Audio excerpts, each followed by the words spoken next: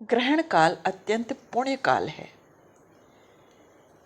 ग्रहण का स्पर्श 9:57 पर, कहीं कहीं 9:54 भी माना जा रहा है।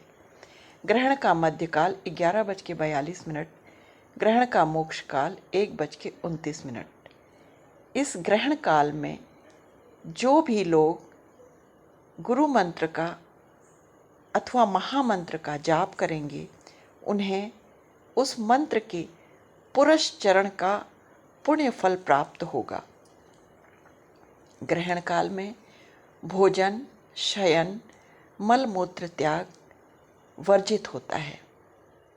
ग्रहण काल में पूर्ण रूप से पवित्र होकर मनसा वाचा कर्मणा कठोर ब्रह्मचर्य का पालन करते हुए भगवान नाम का जप, स्तोत्रों का पाठ, भगवान नाम की स्तुतियाँ,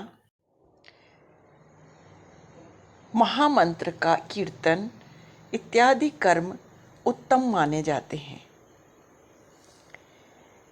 ग्रहण के स्पर्श के समय स्नान किया जाता है। यदि संभव हो तो मध्यकाल में भी स्नान करना चाहिए, किंतु शारीरिक असमर्थता होने पर स्पर्श काल में और मोक्ष काल में तो सिर से ही स्नान करना उत्तम माना जाता है। अतः सिर से ही स्नान अवश्य कर लेना चाहिए।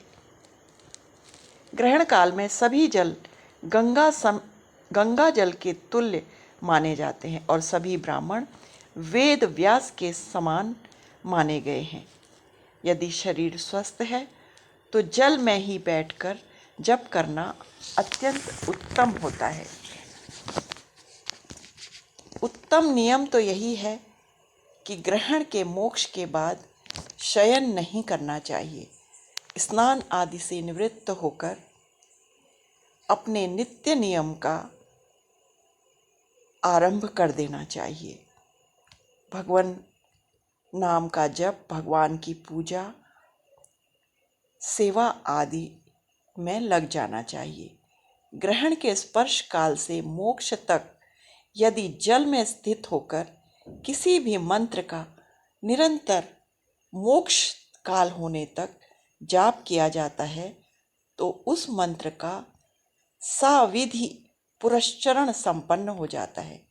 वर्तमान समय में पुरस्चरण में अत्यंत कठिनाई है। ईश्वर की कृपा से हमें अत्यंत दुर्लभ समय संयोग प्राप्त हो रहा है।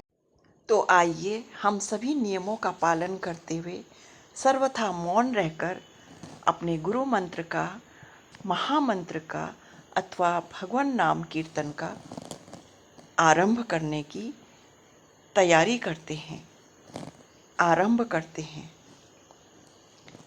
जल में बैठकर जाप करने में यदि असमर्थता है तो जल के निकट बैठकर भी जप कर लेना चाहिए।